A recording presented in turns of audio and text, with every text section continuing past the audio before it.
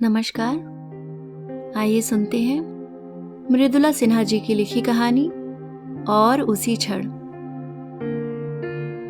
एक सप्ताह से मन खिन्न हो उठा था। मायके जाने का विचार अकस्मात जागा।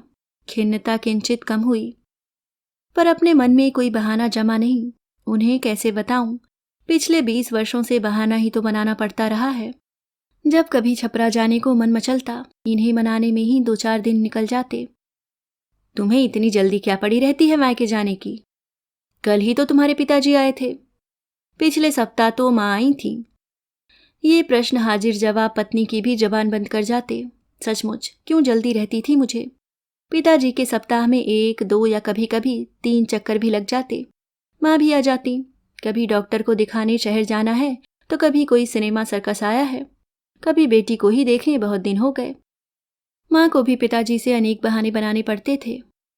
वह तो पिताजी थे जो माँ की बेटी से मिलने की अबोली बेकली को पर्दा नशीन ही रहने देते और उन्हें शहर लाकर मुझसे मिला दिया करते।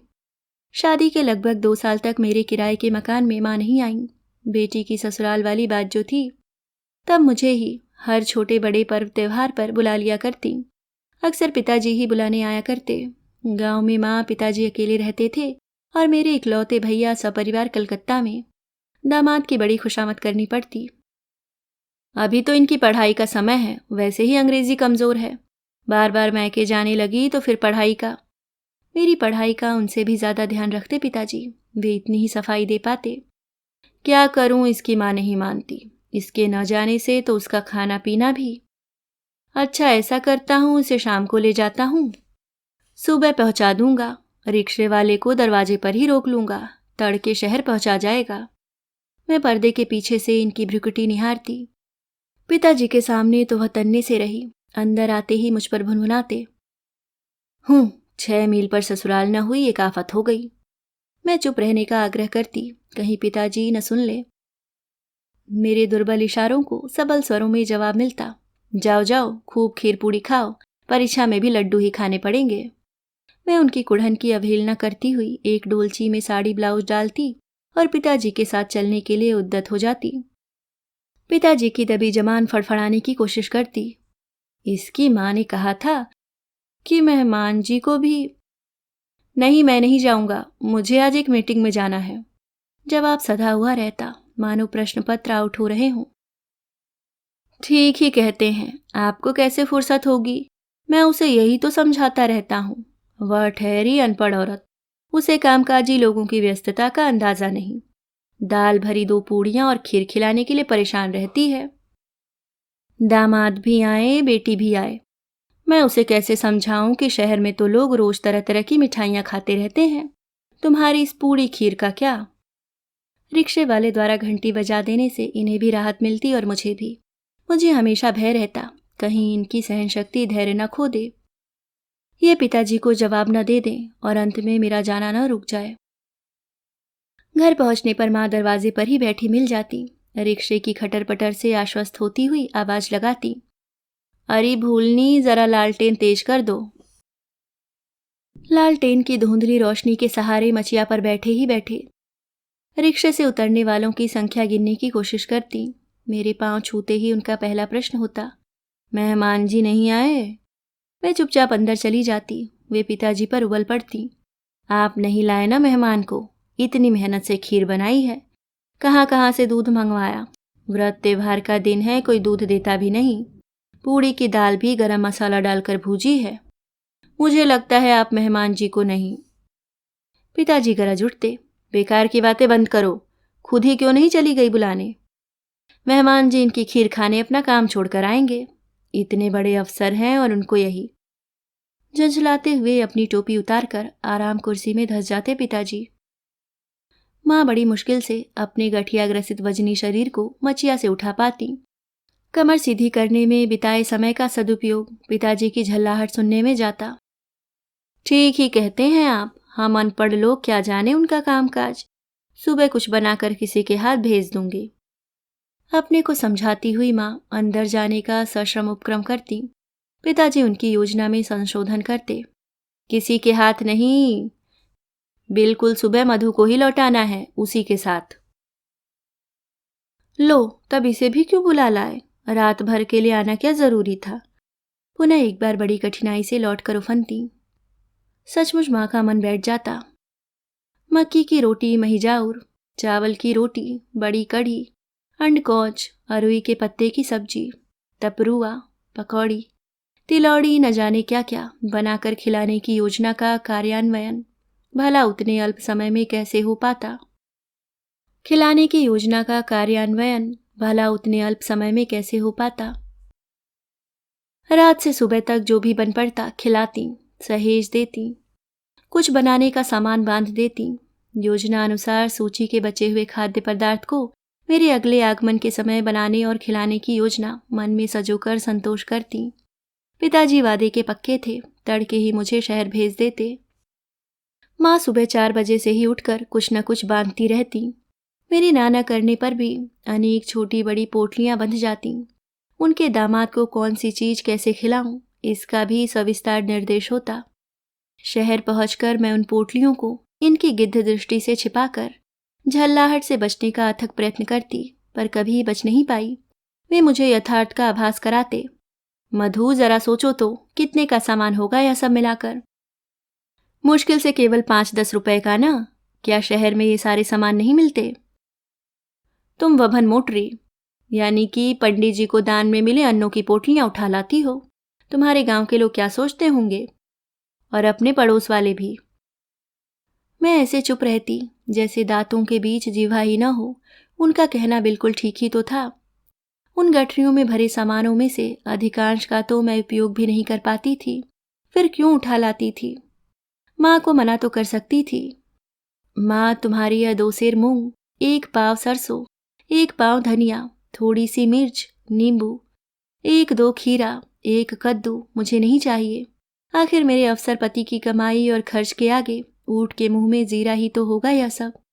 इतना सामान तो मेरा नौकर ही फेंक देता है। इतना अवश्य होता कि डाइनिंग टेबल को राष्ट्रीय एकता का मंच बनाने के सफल प्रयास में मुझे अपनी मेहनत पर ही पश्चाताप होता।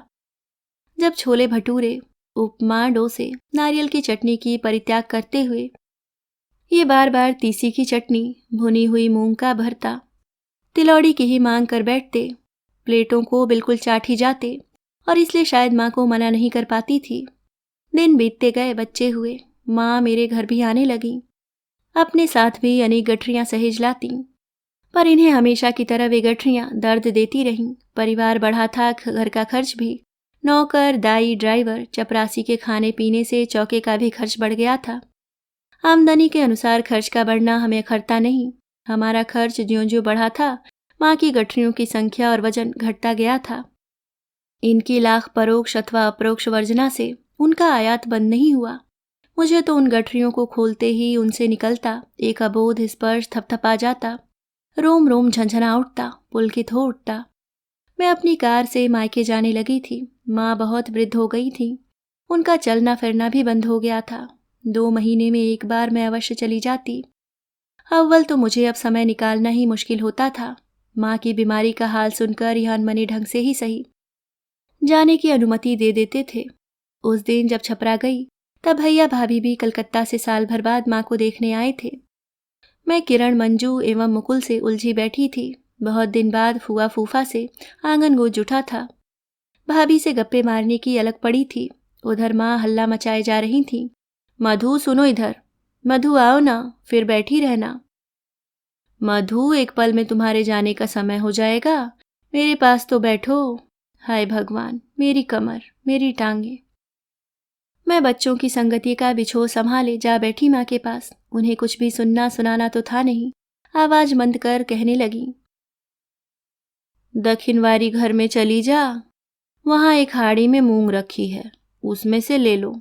थोड़ा मकई का आटा ले लो, नवीन को भूजा अच्छा लगता है। 1-2 मकई की बाल भी ले लेना।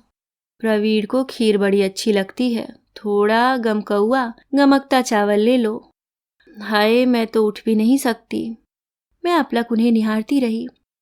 वे कभी मेरी कलाई में पड़ी 2.25 इंच की 1 दर्जन नई चूड़ियों को निरखती, उन्हें घुमाने का व्यर्थ प्रयत्न करती, मेरी बाँह सहलाती, कभी मेरे मांसल पेट पर हाथ फेरती हुई इतना भर कह पाती, बड़ी दुबली हो गई है। जा बेटी, जा सब बांध ले। मैं ना भी नहीं कह पाई। बगल के आंगन से मेरी चाची आ गई थीं। उनसे आग्रह कर माँ ने मेरे लिए सब सामान बंधवाया। इस बार मुझे बड़ा बुरा लगा था। पता नहीं वह कौन सा भय था कि उन गठरियों को अस्वीकार न कर सकी। भैया शहर तक मेरे साथ आए थे। कार की डिग्गी से निकाल कर लाते समय गठरियों को चपरासी के हाथ में देखते ही दरवाजे पर बैठे मेरे पति उबल पड़े। क्या ला रही हो, फेंक दो उधर। उठा लाती है धरोहर मोटरी। लाख बार मना किया, मेरे घर यह सब मत लाया करो। मेरा पांव बैठक में पड़ा ही था कि मैं झटके से पीछे मुड़कर इन्हें चुप रहने का इशारा कर गई। क्यों चुप रहूं जी? तुमसे कितनी बार कहा मेरे घर गठरियां मत ढोया करो। आवाज सामान्य कर बोले। आइए आइए, आप भी हैं, आप कब आए? कहते हुए भैया की आगवानी करने लगे। मेरी जान में जान आई। पुनः इस भय से कांप उठी कि कहीं भैया ने सुन न लिया हो इनका गर्जन। भैया ने सुना था या नहीं यह न उनके व्यवहार से पता चला, न ही मैंने पूछा। क्यों पूछकर अपना मन दुखाती, किसकी गलती बताती। मरण शैया पर पड़ी माँ की, अपनी या उनकी, चुप रहना ही ठीक लगा। साल भर के भीतर माँ गई। उनकी बरसी के दिन ही उनका पीछा करते हुए पिताजी हमें छोड़ गए। बड़ी हिम्मत बटोरकर मैंने प्रश्न किया, मैं छपरा जाऊं? प्रश्न के साथ ही एक तिरछी निगाह उछलकर मेरे ऊपर पड़ी। कमाल है, अब क्या करना है छपरा में? अब तो माँ भी नहीं, क्या मकान के दर्शन करने जाओगी? प्रश्न के शब्द तो सीधे, सपाट व अक्षरशः सत्य थे। इनकी भंगिमाओं व स्वर ने मिलकर उनके अर्थ बदल दिए थे। इनकी बातों की परवाह किए बिना मैं एक बच्ची की तरह मचल पड़ी। जाने दो ना, 1 वर्ष तो हो गया, भाभी भी आई हुई हैं। यह नेक सलाह देने की नीयत से बोले। देखो ना कितनी गर्मी पड़ रही है, गांव में बिजली भी नहीं रहती, फिर तुम बच्चों को लेकर। बच्चों को यहीं छोड़ देती हूँ, कल ही तो लौट आऊंगी, मैं तपाक से बोली। एक क्षण रुककर इनकी हामी क्या भरनी थी। मेरे कदमों में घर मुँहे बैल की गति आ गई। झटपट तैयार हो गई। इन्होंने ही निजी ड्राइवर से कहा, तुम्हें इन्हें लेकर छपरा जाना है, मैं ऑफिस से जीप मंगवा लेता हूँ। इन्हें इतना सहृदय होते देखकर मेरी हिम्मत बढ़ी। इस बार 2 दिन रुकूंगी। वे मुस्कुरा उठे। ठीक 1 वर्ष बाद मायके जा रही थी। 1 वर्ष पहले पिताजी के श्राद्ध पर गई थी। इस बीच न ही कोई बुलाने आया था, न ही मैं गई। जाती कहाँ, मन तो बिल्कुल निश्चिंत पड़े रहना चाहता था। भाभी बगीचे के आम लीची बेचने एवं घर का गल्ला पानी भी सहेजने गांव आई थीं। मेरी भतीजी किरण और उसके पति कैलाश भी आए थे। चलो, इनकी भी सहमति मिल गई। छपरा की तरफ मुड़ते ही शरीर में एक निर्मल रक्त प्रवाह होता सा लगता, जो पूरे शरीर को गुदगुदा तनाव मुक्त कर जाता था। अक्सर आते वक्त और पुनः लौटने पर ये थोड़ा चिढ़ से जाते थे, लेकिन इस बार तो बड़े स्नेह से इजाजत दे दी। चलो, लौटने पर भी इनके गुस्सा होने की बला टल चुकी थी। माँ ही नहीं तो गठरियां कौन सहेजेगा। बेकार का ही तो सिरदर्द दे देती थी।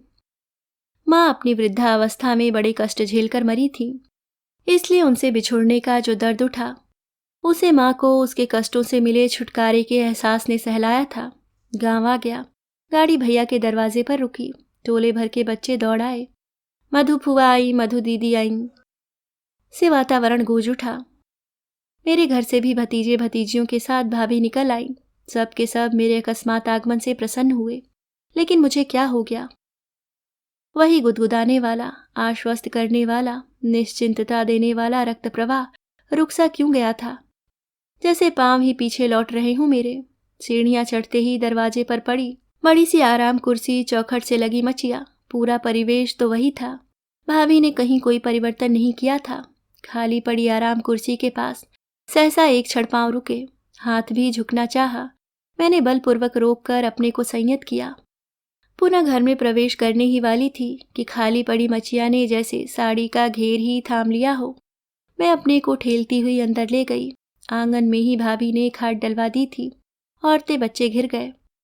आंगन से लेकर घर द्वार तक भरा पड़ा था। भाभी, भैया, बच्चे सब बहुत दिन बाद इकट्ठे हुए थे। उस भरे हुए माहौल में भी एक सूनापन मेरा पीछा कर रहा था। 2 सूनी कटोरदान में पड़ी नीली थकी आंखें मानो मेरे अंग अंग निरख रही हों। मैं विचलित हो उठी। वे रिक्त कटोरे सिर से पांव तक मुझे अपनी दृष्टि में भर लेने को उद्यत हों। मैं अचकचा सी गई। मेरी अकुलाहट चाची से छिप न सकी। वे बिफर पड़ी। बेटिया को माँ की याद आ रही है। पके हुए घाव में जैसे किसी ने सुई चुभोई हो। तभी किरण चाय ले आई थी। मेरे आंसू बहते देखे अचकचाकर पूछा, फूआ को क्या हुआ? कुछ नहीं कुछ नहीं, कहती हुई चाची अपने आंचल से मेरी आंखें पोंछती अपनी आंखें भी गीली कर गईं। चापाकल के ठंडे पानी का बहाना बनाकर खूब धोया आंखों को। टोले मोहल्ले वालों को भी बड़ा आश्चर्य हुआ। तब तड़के सदा की तरह मेरी कार रवाना नहीं हुई। चाची ने भाभी से पूछा था, मधु नहीं जा रही है क्या? पहले तो कभी नहीं रुकी। बूढ़ा बूढ़ी तो दामाद के डर से बेटी को सुबह ही भेज दिया करते थे। भाभी ने बड़ी संजीदगी से स्पष्ट किया था, मैं नहीं डरती इनके मियाँ से, 2 दिन बाद जाएगी। इतने दिन बाद तो आई है, न जाने फिर कब गांव घर का मुंह देखेगी। व्यवहार कुशल भाभी ने एक न उठा रखी मेरी आवभगत में। नई नई शैली में पुलाव, मीट, मछली, पता नहीं क्या क्या बनवाया। पर मेरी जिह्वा तो चिर परिचित स्वाद की याद में व्याकुल। मेरी आंखें थीं जो भर भर आती। स्वागत समिति के सदस्यों से उन गीली आंखों को छिपाना ही मेरे लिए समस्या हो गई थी। चलते समय 2 बड़ी पेटियां आम, 2 पेटियां लीची, 2 बड़े कटहल, एक दौड़ा पकवान, न जाने क्या क्या कार की डिक्की से लेकर कैरियर तक भर गया। मैंने भाभी को लाख मना किया, न मानी। बोली, कोई खरीद कर तो नहीं दे रही हूँ, सब अपने बगीचे के तो हैं, बच्चे खाएंगे। उस सामान को देखकर चाची गदगद हो उठी थी। भाभी को शाबाशी देती हुई बोली, बड़ा अच्छा किया है दुल्हन ने, ननद की विदाई तो ऐसे ही होनी चाहिए। अब मेहमान भी खुश होंगे। दीदी तो न जाने कितनी छोटी बड़ी पोटलियां बांध देती थी। मुझे वहां न देखकर भाभी के कान में फुसफुसाई, पता है मेहमान जी ने एक बार अपने साले को उन पोटलियों की खातिर ही बेइज्जत कर दिया था। बबुआ जी भी ऐसे कि आकर माँ पर ही मन की भड़ास निकाल गए। बड़ी जली कटी सुनाई थी माँ को। दीदी ने कान पकड़कर कहा था, अब मधु को कभी कुछ नहीं दूंगी। बेटा, मुझे तो कभी मधु ने बताया नहीं कि मेहमान बिगड़ते हैं। दीदी दिन भर रोती रही थी उस दिन, खाना भी नहीं खाया था। हाय बेचारी, 1 ही महीने बाद तो संसार छोड़ गईं। कहती कहती चाची ने आंचल से अपनी आंखें पोंछ लीं। बीच वाले कमरे का एक किवाड़ उठाकर मैंने फुसफुसाई आवाज भी सुन ली थी। कई दिनों से एक गड्ढे में ढके सिमटे थमे जल को मानो किसी ने एक नाली चीरकर पथ प्रदर्शन किया हो। जल प्रवाहित हो उठा उस सहारे के साथ। मेरी आंखों से बहती अविरल धारा में कई छोटी बड़ी धाराओं के समाहित हो जाने से उनका वेग तीव्र हो चला था। मैं उस धार को भाभी से छिपाती घर में ही इधर उधर चहलकदमी करती रही। बाहर उसारे से ही भाभी ने मुझे आवाज दी, आपके साथ किरण एवं कैलाश भी जाएंगे, उन्हें भी लौटना है। और जैसे उन्हें कुछ याद आ गया हो, किरण, अरे कोई कपड़ा है तो दे दे, मूंग, चूड़ा, मकई का आटा, सरसों बांध दूं। मुझे ही एक पुरानी साड़ी का टुकड़ा थमाती हुई बोली, मधु जी, किरण जो सब मांगे दखिनवारी घर में से लेकर बांध दीजिए, मैं आप लोगों का नाश्ता लगाती हूँ। आंसुओं ने फिर एक बार अपना सब्र खोया। एक घर का अंधेरा, दूसरी वह बंधनहीन धारा, कुछ सूझे जो बांधूं। बड़ी मेहनत से पहले आंसुओं को बांधा, फिर वे बड़ी छोटी गठरियां। रास्ते में ही किरण के साथ गठरियां उतर गई थीं। गठरियां उतारते वक्त कैलाश इनकी ही अदा में खींचे थे। गुलाबी गुस्से से तर था उनका भी मुखड़ा। दरवाजे पर गाड़ी का हॉर्न सुनते ही यह बाहर आ गए थे। मेरी नजर इन पर, इनकी गाड़ी की डिक्की पर टिकी थी। चपरासी फलों के बक्से उतारकर बरामदे में रखता गया। साक्षात नेपाल बिहार सीमा पर तैनात कस्टम इंस्पेक्टर की दृष्टि लग रही थी उनकी। केवल फलों के बक्से उतारकर ड्राइवर गाड़ी मोड़ने लगा। इंस्पेक्टर साहब निराश, मानो तस्तरी ही बंद हो गई हो। लेकिन ऐसा कैसे हो सकता था? यह लीची आम के बक्सों को ही कुरेदते रहे। भारी मन के बोझ से बोझिल हुए कदमों को घसीटती मैं अंदर गई। पापा पापा, इतने सामान ले आई मम्मी, कहाँ से आई? नवीन दौड़ता हुआ आकर सुखद आश्चर्य प्रकट कर गया। पापा, अब तो बोलते थे माँ नानी के घर गई थी, फिर इतना सारा सामान कहाँ से? प्रवीण बोल गया। अवसाद से भरे छीड़ स्वर थे कस्टम इंस्पेक्टर साहब के। बेटा, तुम्हारी मम्मी मामी के घर गई थी। नवीन, प्रवीण, परिमल एवं 2 छोटे बड़े नौकर ड्राइवर भी फलों के बक्से अंदर ले जाकर खाली करने में व्यस्त हो गए। थके कदमों को इन्होंने अंदर तक घसीटा। मैं खिड़की पर खड़ी शून्य को भरे हुए गले से निहार रही थी। पीछे से आकर मेरे कंधे थपथपाते हुए बोले, माँ किसी की बैठी नहीं रहती मधु। बरसाती नदी की अविरल धार बह चली मेरी आंखों से, जिसे बांधने की कोशिश में ये भी भीग गए अंदर से बाहर तक। और उसी क्षण तो माँ का अभाव खला था। अभी आप सुन रहे थे मृदुला सिन्हा जी की लिखी कहानी और उसी क्षण।